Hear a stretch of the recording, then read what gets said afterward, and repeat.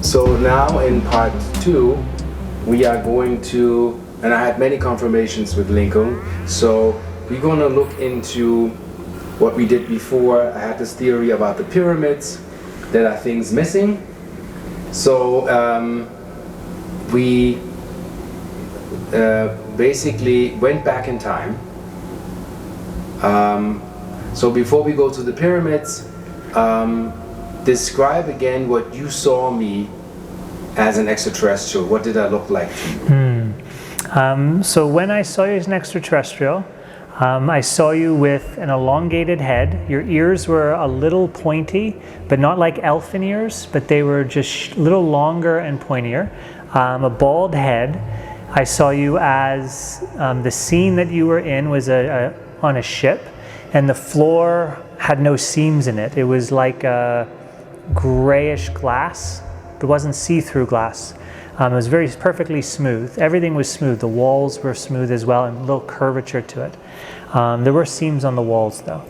And I saw you in a suit, and you had an emblem on your shirt. You had an emblem with like a moon and a sun. I believe like a star and a moon.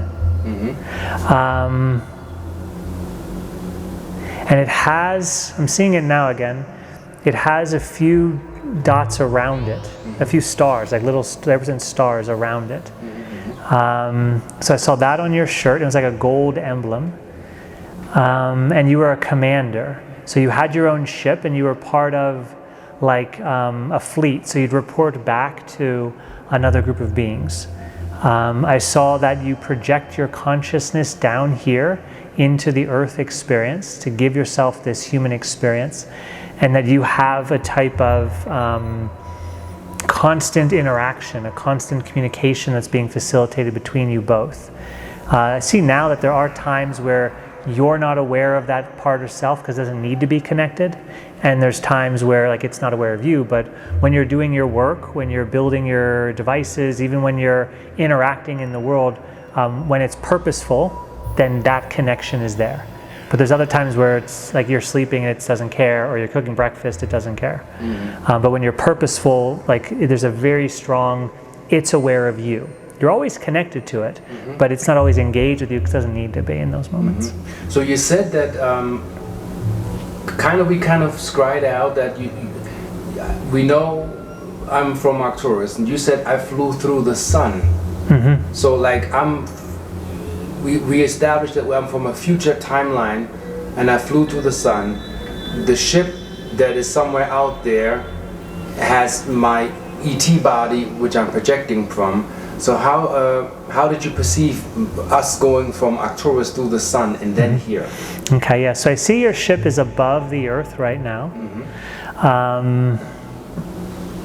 Geographically, it's above where you are at, so it moves with you.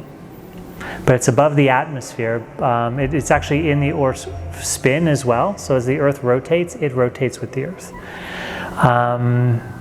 It's calibrated towards you. There's something inside of you, you could say like an implant. Something inside of you that constantly calibrates that ship like a GPS, but it's a magnet in a way. It keeps things aligned. Okay, how did it come here? It did come through the sun. You came with a fleet of other ships. Looks like a light speed, like zzz, and then it slows down and moves. So I see a whole lot of ships.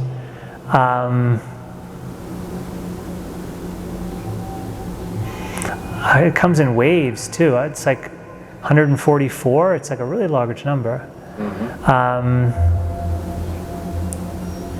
And you've been here at different times. So I'm seeing that you've been here. I mean, you even observed like, I don't know what you call them, like not Neanderthal man, like there's like a man who was more like ape-like Homo erectus or Homo sapien. I forget which one we are. I think we're Homo sapien sapien. Yes. So it's like Homo sapien or Homo erectus, and you were observing that, and you were interacting with that. So you really have a hand in the evolution of this planet. You have gone into future timelines. I'm seeing it now. Yeah, and you wanted to come back to reshape how things are going to happen.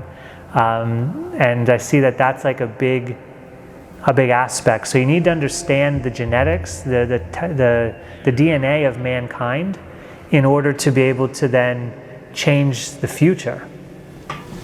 So you went to way back in the past and you experimented, not abduction, but like you would like do things in the environment of the ape man to see how it would interact, and you were observing its DNA at the time, and you take samples when it was sleeping. You wouldn't abduct or anything like that because you didn't want its psyche to have a knowledge of it at all. But you would take your DNA samples and that, and understand how you can shape its environment, how you can shape the DNA, because there was something that happened in the future of mankind that the DNA needed to be changed. Okay, how you came here. You flew through the sun. Suns are portals. There are beings that live on suns, there are civilizations on suns, but there's some quality around the sun. It's like the energy of the sun is needed to allow these ships to go at light speed, because it looks like the ships go into the sun, but they don't actually go into the sun. They go into the outer layer of the sun, and then it activates something in the ship, and the ship can then travel like through hyperspeed to another location. It teleports, and it goes from sun to sun, because if without your ships, even the suns are connected like webs. I see these huge lines of energy that connect all the suns together like a grid. And so your ship like rides on these energy lines, so you don't go into the planet because there's beings on the planet, there's civilization there, you'd crash into them, but you go into this like energy line. It's like you skirt the top of the sun's light sphere, and you travel basically instantaneous. It's like a fraction of a second. It's faster than the speed of light even. It's instantaneous because this light grid, it's not physical light, and so it vibrates even faster than physical light vibrates, and your technology allows you to jump on those. Yeah, it's like if you had an automobile that would get onto a platform that would put it onto a magnetic train, like a super train, these super high-speed trains. You're now traveling at the speed of the train, even though your car can only travel at the speed of an automobile. So you got onto this light band that takes you even faster than physical light. That's pretty cool. Okay. Never saw that before. Okay, cool. So explain what you perceive with my technology, like what your experience with it is. So that's pretty cool. Yeah. So I've seen a lot of these different types of devices, and it takes a lot to impress me. For those of you who know my teachings, I mean, I channel a lot of information, a lot of energy, so not a lot of things that people bring through really impress me that much. When I first was able to hold one of Ra's devices, actually I didn't even hold it at first. I was at this event, and Ra and I both were invited to present there, and Ra had one of these light boxes, these scalar photon wave boxes, and it was sitting in front of me on this table, maybe like 5 minutes, and I keep looking at it. It keeps drawing me in. I'm curious about it. I'm listening to Ra talk and give his presentation to all of us, and at one point I felt guided just to put my hand over it. So I put my right hand over the box, and my hand just starts moving in a circular fashion. And I could feel the energy. I'm thinking, that's pretty cool. And I moved my hand off the box, and my hand stopped spinning. And I moved it on again, and it spins around, move it off again. And then I'm looking at the box, and I put my hand over the box, and it's moving. I could feel all these pieces of light, like coming off the box, touching the bottom of my hand in these random patterns. And I could also see with my mind's eye these little pieces of white light coming off the box and hitting the bottom of my hand. So that was something really profound, because I've not seen these devices that generate light like this. I've felt lots of crystals. We have some amazing crystal stores in town in Sedona, and they hold an energy, but it's like an aura that they hold. This is actually shooting out pieces of light. It's something really different, something I've never seen before. So that was really cool. It was strong enough to move my hand, strong enough for me to feel it, and I could see it with my mind's eye. Then I was curious about some of the other things Ra has, and so he has some of these small pendants. One has 4 rings towards the top, the other one has 22 rings, and At the event, I only had the 4-ring pendant, and that I didn't really have a lot of time with it because we had a limited number of them. Most people are holding them. One woman, she felt an impression, like she got energy burned. Not a bad thing, but like all this light. And she put down the pendant, and she could still feel like she was holding the pendant, like it etched itself in her hand with all this energy. So that was cool. I ended up taking some pendants home with me at one point, and I could sit with them. And they're really neat. They did 2 different things because they're 2 different pendants. So the pendant with the 4 rings, it felt like it just made my aura full and denser. Not materially denser, but more filled with energy, like denser in that higher frequency of energy. So it's like I became charged up. And as soon as I would hold it, I became full. It was really neat, and it stayed like that.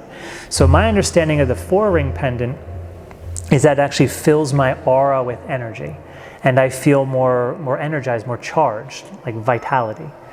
The second one with the 22 bands, that does something completely different, at least to me, because everything's about resonance. So these things, I believe anyway, they awaken something within you. It might not be the same experience for everybody, so trust your experience, and all I can do is tell you my experience. Maybe it's the same, maybe it's different. So the second one, the 22 ring one, that actually sent a channel of energy up me, and it felt like I was rising up. It felt like this tube of light coming up me and all this energy rising up. Now I've had multiple Kundalini awakening experiences. Even today I was meditating and I had a Kundalini awakening happen. It's different than what this machine does, or this pendant does, this technology does. This feels more like a tube, the pendant feels more like a tube of vibrating light, of these particles of light concentrated together, and they rose up, and it stayed like that. It stayed like a rising up current within me. So a friend asked me, if this would be good for them, and what I told the friend was, if you're trying to strengthen your body, if you're trying to add more strength to your aura, then the 4-ring pendant, that's what I perceive would help for that. But if you're trying to create like ascension, an awakening of higher consciousness, or a maturing of your personality characteristics, then the 22-ring pendant would do it. Now after I had this experience, maybe like, I don't know, a week later, 2 weeks later, I heard Ra talking, and he told me that the 22-ring pendant is actually based upon the arcana, and how it integrates all the aspects of your personality. And I thought that was pretty cool, and that affirmed what I was seeing, because I felt this rising up and this higher consciousness, like an evolution of ourselves into this higher way of thinking. So as you integrate all these parts of your personality, you're going to notice that your understanding of life is better, how you function in this world is better. So you're maturing yourself in this evolutionary direction upwards. And then the experience with the scorpion sting in the box that you did. Yeah. So the universe likes to show me things, and if you notice from your own life, usually there's synchronistic events that give you the answers that you want. Interestingly, a friend of mine, this is a different story than the box, but a friend of mine is going through an experience, and she didn't have all this information, right? And so we were talking, and I said, I think like you need to know this. But she didn't have a way to get the information. And within like 3 days, the universe brought her the information. Someone actually called her up. In fact, 2 people called her up that she hadn't talked to, one in a few months, the other in like 6 or 8 months. And she didn't ask, but they called her up and they told her what she needed to know. So the universe is always interacting with us. We just have to pay attention and, like Ra said, live with purpose. The story of the scorpion sting. So I had one of these large scalar boxes at my house, and I had it on my bed next to me. And so I was sleeping with it at night to get the benefits of it. And I'd gotten into my bed, and I didn't know it, but underneath one of my pillows was a scorpion. So I live in Arizona, and sometimes scorpions come in. If you leave your door open at night, you leave a window open, there's a hole somewhere, they can come in. So it got into my bed, and it was underneath the pillow, and I was laying down, and I reached under the pillow, and it got me. And it stung me harder than I've ever been stung before. So I've been stung a few times since I've been living here in Arizona, and you can feel it when it hits you, but usually it's just like a small pinprick. This was like a jab. This was a really strong jab into my finger. Immediately I felt it move up my arm, and it started to pulse in my forearm. And this was within about like 1 second. So that venom got all the way up my arm really fast. Usually with the scorpion sting, it stays more localized. I started to get numb, and I was like, oh man. So I quick got up, I found the scorpion, took care of that, and because I didn't want to stay in the bed with the scorpion there. And then I put my hand on top of the box, and I was half awake, so I did it for maybe 20 minutes or so, and then I was falling asleep, and I took my hand off and went to bed. I still worked around the box. I kept it around me when I was working, and the scorpion sting went away within a little over 24 hours. So by not the next day, but by the next morning. So it's like maybe 24 hours plus an evening of sleep. I woke up then and it was basically completely gone. The numb feeling was completely gone. All that was left was a little bit of redness and a little inflammation where that was at. Now that was surprising for me because that was most likely the strongest scorpion sting I've ever had. Definitely the strongest punch. It made me jump up. I don't know how much venom was in there, but it got halfway up my arm. By the time it was numb, the next morning it was up to my bicep. My whole arm from my bicep down to my middle finger was numb. And it went away within about 24 hours.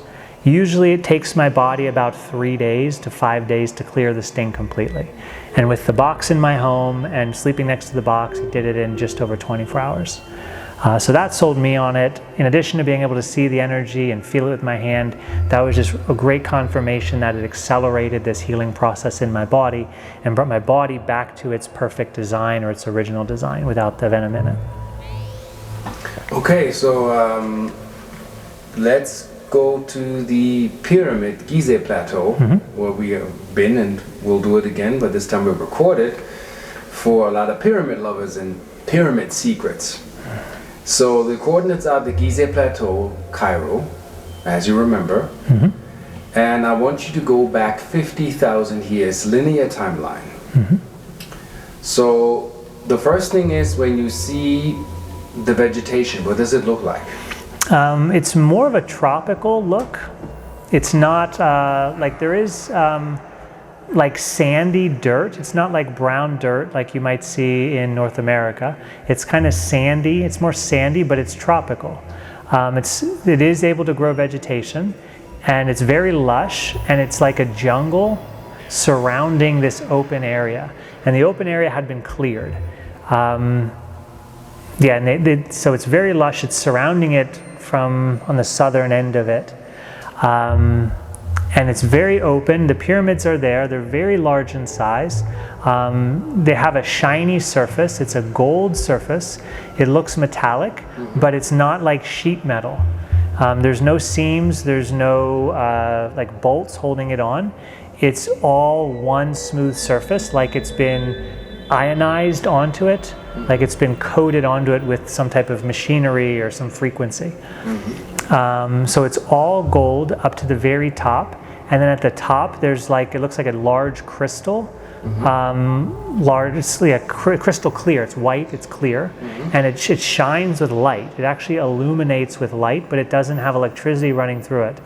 There's something that it does with the sunlight as well, but now they're showing me that at night it even glows like the moon does. So whatever's in that top cap, that crystal piece at the top, it is pointed.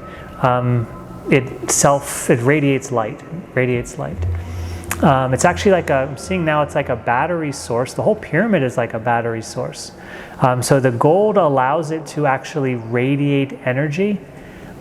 People would bring sick people from not far away, because people who lived around the pyramid area were relatively healthy, but further away they would come here and bring weak and sick and feeble people, even elders, and they would come near the pyramid. You couldn't get too close because it was so strong. You couldn't like touch it. They wouldn't let you touch it. But it would heal their body. It would give them like rapid regeneration. So you'd lay somebody there for, like very, very old and weak, like three days tops. But some people would come and be, healed within like 6 hours or so. So it generated energy. And only very high frequency beings, like a priest class, but they were not like priests like we have now. They're different. They're very pure living, very devoted, and very high vibration, very multidimensional. Only they would be able to interact with it.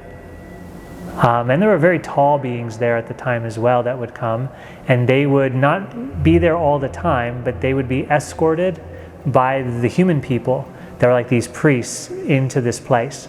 And when this would happen, the other people weren't allowed to be close. because what I'm seeing now, the thought forms of the people were very disruptive to the energy fields of these high beings. So they had to keep people away, and you had only well-trained adepts that were allowed to be close by. But you could see them from a distance. You could see these tall beings from a distance. So say you had to go, I don't know, 500 yards away, half a mile away, quarter mile away, you could still see them in a distance. And the people were allowed to watch, but from a distance.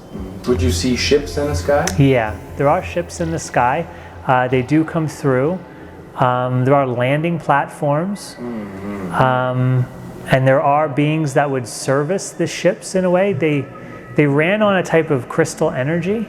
So they would put these crystals, they'd charge these crystals. They're somewhere underground they would put them, like an underground chamber, and the chamber was specifically designed for this, and it was like a recharging station. So I'm guessing it takes on the Earth's energy and concentrates it into the crystal. That's what it looks like. And then they'd put that into the machine. It wasn't solar based, because they could access the solar energy in their equipment as well. They needed a concentration of this earth energy. Maybe it's magnetic.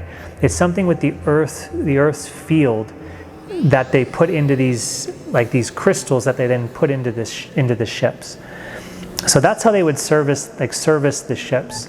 There wouldn't be broken parts or anything, but that's how they would service them. Did you go inside the pyramids and see what's inside, if there are any apparatus or any channel instrumentation inside the pyramid? The pyramid itself is an instrument. There are chambers. They'd use it for physical regeneration. I see someone going in and coming out 20 years younger. They wouldn't use it for telepathic communication. It's not a telepathic center. So it's more about regenerating the human body, raising the vibration of the human body. This is how they kept rulers or the gods alive here so long. Even kings could reign or emperors or pharaohs, I forget what they were called, pharaohs would reign for a long time back then, for 1,000 years, because these chambers would regenerate them. You can be near the pyramid and it slows aging, but to go inside this chamber, you'd only be in there for, some people, 20 minutes, an hour, and you'd come back regenerated. Very rarely was there physical injury, but if you got injured somehow, like an animal attacked you, but it didn't really happen, you could go and heal wounds and stuff in there as well, but that was very rare. Sometimes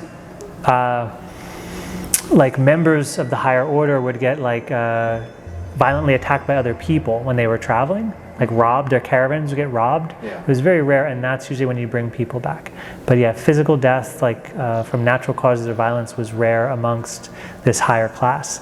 They would retire their body at a certain point in time, because the body would get weaker even though it would regenerate, it would still age. It's like plastic surgery, you're looking young, but you're still aging. But you can extend your life for over 1,000 years with this pyramid technology. So people would just lay down their bodies. They knew they were done, and then they'd go on. They'd usually be taken up to a ship and leave then. So anything significant about that timeline that you see on that plateau, as in the interaction between these higher beings, that they had an entourage and then they were protected? So would you see a class of high priests running higher instrumentation? Do you see other devices around the pyramid? Okay. The pyramid itself never needed to be maintained, other than it would get wiped down. That's about it, but nothing would break within it. With the weather and that, you'd have to wipe it down. It's water spots and things. It would just create a layer, because it would then block some of the shining off of all the energy, the emanation of all the energy. There were little pyramids, kind of like we have. Okay, what I'm seeing is like a post made of block, like a square post, and on the top would be a gold capstone. Like a gold cap to it, like a metal gold cap. And so there were small pyramids, and they had configurations inside. They weren't completely hollow and they weren't completely solid. They had pathways inside of them and geometries inside of them. The outsides were smooth. Some were carved for certain frequencies, but they're basically smooth, and they would generate energy as well. So it's like batteries all over town. Yeah. Would these geometries that you see, like we see in temples now, some psychics have described, and I had that in my visions, that they're frozen in time, and in the ancient times these walls would move, the geometry would move, the text symbol and the so-called magic walls would move. Do you see that stuff being animated?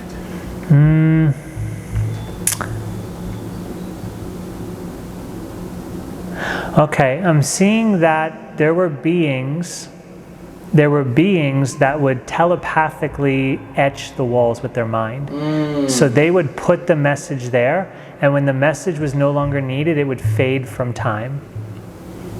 So I'm seeing that with like the carvings on it, and as the frequency dropped on this earth, those higher beings couldn't live here. They couldn't function at that higher level, and therefore their soul no longer resonated with the frequency, so they would pass away, they would leave the planet, they wouldn't reincarnate again.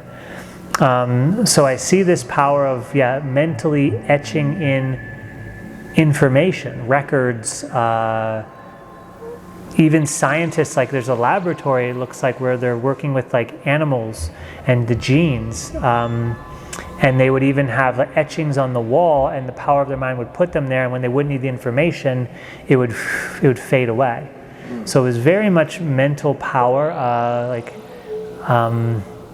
like not moving objects, because not kinesiology. But telekinetic. Telekinetics, yeah, like telekinetics, they would move it with their mind. The walls could be moved as well. They would reshape rooms with the power of their mind. They could move these objects. Even one of these high-level priests or these adepts could do it. They'd reorganize things, even to the planets, or the planet locations or the star locations. They would actually reorient buildings and change the shape of buildings. As their society evolved, they would change the shapes of the buildings in order to harmonize with the evolution of the society there. So everything, they wanted to keep everything in harmonic resonance.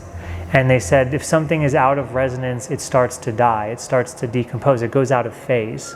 Yeah. So by keeping things modernized, by taking the same thing and modifying it with the same material, it would keep it in phase and it wouldn't break down. Buildings wouldn't deteriorate as long as you kept it in resonance with the vibration of the planet, the society, the stars, and things like that.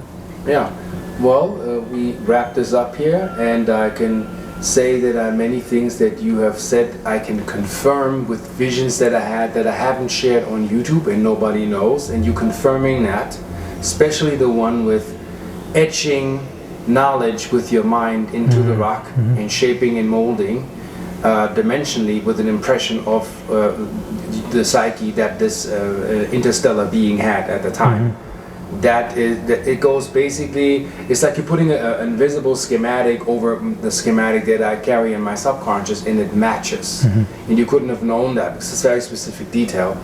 So I thank you for that, and maybe in the future we will do some interdimensional forensics in time. I love that. Because I urge people, you know, when you seek channels like Lincoln, just don't ask questions about yourself, ask questions about information so they can serve all. Yes. We move further. So I thank you for the 2 parts you gave me.